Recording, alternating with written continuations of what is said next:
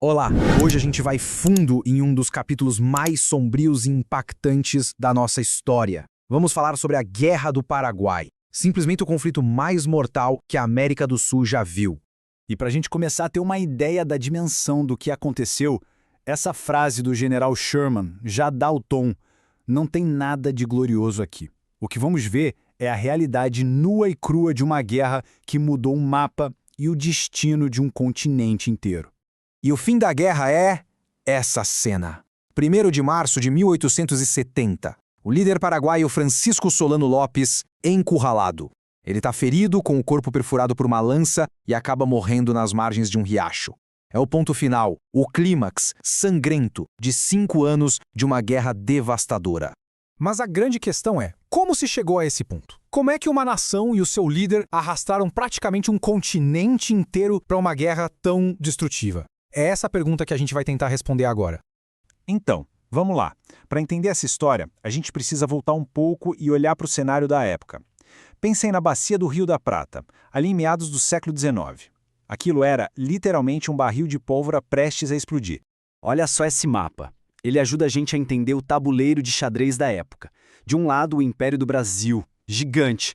Do outro, uma Argentina que estava tentando se unificar. E no meio, o Uruguai, super frágil, servindo de palco para a disputa entre os dois grandes. E ali, quietinho no canto dele, mas cheio de ambição, estava o Paraguai. A briga toda no fundo era pelo controle dos rios da Bacia do Prata, que eram as grandes estradas comerciais da região. E nesse Paraguai, que vivia bem isolado, quem mandava era a família Lopes. Primeiro pai, Carlos Antônio Lopes, ele começou um projeto de modernização bem sério, sabe? Chegou a transformar o país num dos primeiros da América a erradicar o analfabetismo. E aí, quando ele morre, quem assume é o filho, Francisco Solano Lopes. Ele pega um país já organizado, mas com uma ambição muito, muito maior. Pois é, o Solano Lopes, ele tinha planos grandiosos. Ele fez uma viagem para a Europa, voltou de lá simplesmente fascinado com a figura do Napoleão Bonaparte e botou na cabeça que ia transformar o Paraguai numa potência. Começou a comprar armamento moderno, navios, canhões, contratou engenheiros europeus. A ideia dele era clara: o Paraguai não ia mais ser um país isolado e pequeno, ele queria ser protagonista. E é justamente essa ambição toda que nos leva para o estopim do conflito, a chamada Grande Guerra, um momento em que um único erro de cálculo foi o suficiente para incendiar o continente inteiro. Então, o que foi a faísca que acendeu tudo? O Brasil resolveu intervir numa guerra civil lá no Uruguai. O Lopes, no Paraguai, olhou para aquilo e viu como uma ameaça direta aos seus interesses, principalmente ao acesso aos rios. A resposta dele foi para cima. Primeiro, declarou guerra ao Brasil. E aí veio o grande erro. Para atacar o Brasil por terra, ele pediu passagem pelo território da Argentina. A Argentina negou. O que ele fez? Declarou guerra à Argentina também. Uma aposta muito, muito arriscada. A reação a essa agressão do Lopes foi imediata. Brasil, Argentina e o novo governo do Uruguai se juntaram e formaram a Tríplice Aliança. Oficialmente, o discurso era que eles só queriam tirar o Solano Lopes do poder. Mas existia um tratado secreto, e o que esse tratado dizia era bem diferente. A intenção real era desmantelar o exército paraguaio, forçar o país a pagar uma dívida de guerra gigantesca e, o mais grave, dividir pedaços enormes do território paraguaio entre Brasil e Argentina. Ou seja, a guerra não era só contra o Lopes, era contra o Paraguai como nação. E aí acontece o ponto de virada da guerra. A Batalha do Riachuelo, em junho de 1865. A Marinha do Brasil simplesmente destrói a frota paraguaia. Essa vitória foi decisiva. Por quê? Porque permitiu que os aliados impusessem um bloqueio naval total.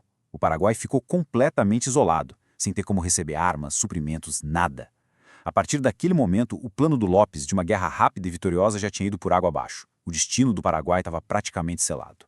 Mas se a guerra já estava praticamente perdida logo no primeiro ano, por que ela se arrastou por mais 4 anos de forma tão sangrenta? Bom, é aí que a gente entra nas diferentes interpretações sobre a guerra, e principalmente sobre a figura do Solano Lopes, herói ou vilão. Existem basicamente duas grandes visões sobre isso. Uma, que ficou muito forte ali nos anos 60 e 70, é a chamada revisionista. Ela diz que o Paraguai era uma potência industrial que estava crescendo sozinha e que o Império Britânico, com medo desse exemplo, armou uma conspiração para destruir o país, usando o Brasil e a Argentina como seus fantoches. Nessa visão, Lopes é um herói anti-imperialista. Por outro lado, os historiadores mais modernos tendem a discordar. Eles argumentam que a causa da guerra está nas disputas regionais mesmo, e que a tal conspiração britânica não tem muitas provas. Para essa corrente, o grande culpado foi o próprio Lopes e seus erros estratégicos gigantescos.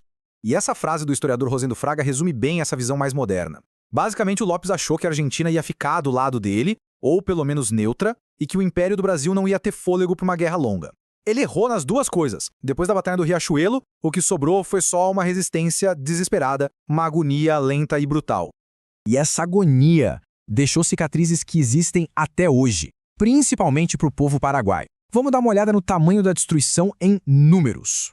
Foram 5 anos, 5 longos e brutais anos de combates, de fome, de doenças que varreram a região. Em termos de perdas militares, os números são assustadores.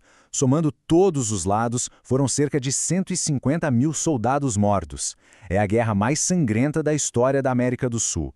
Só para ter uma noção, o Brasil perdeu uns 50 mil homens, a Argentina quase 20 mil. Mas nada, absolutamente nada, se compara ao que aconteceu com o Paraguai. O impacto foi apocalíptico. É difícil ter um número exato, e os historiadores debatem isso, mas algumas estimativas chegam a dizer que até 90%, repito, 90% da população masculina adulta do Paraguai morreu. É uma catástrofe demográfica que não tem paralelo. E essa imagem mostra o que está por trás desses números frios. A guerra devorou gerações. Quando não havia mais homens para lutar, o governo paraguaio mandou para o fronte idosos, mulheres e até crianças. Foi um sacrifício desesperado, terrível e, no fim das contas, completamente inútil. E como se não bastasse a perda de vidas, o Paraguai também perdeu, e muito, território. Uma área gigantesca, de mais ou menos 140 mil quilômetros quadrados, foi dividida entre o Brasil e a Argentina. Exatamente como estava previsto naquele tratado secreto, lembra? O mapa do Paraguai foi redesenhado para sempre. No fim das contas, o legado da guerra é bem diferente para cada um. Para o Paraguai, é um trauma nacional, uma ferida que nunca fechou e que molda a identidade do país até hoje. Já para os vencedores, Brasil e Argentina, a guerra acabou servindo para consolidar seus territórios, suas fronteiras e para estabelecer um novo equilíbrio de forças no continente. E tudo isso nos deixa com uma reflexão final, né? O que foi, afinal, a Guerra do Paraguai? Foi só uma guerra por território e poder, como tantas outras na história? Ou foi algo muito mais terrível, o extermínio planejado de quase toda uma nação? A verdade provavelmente mora em algum lugar bem complexo no meio disso tudo.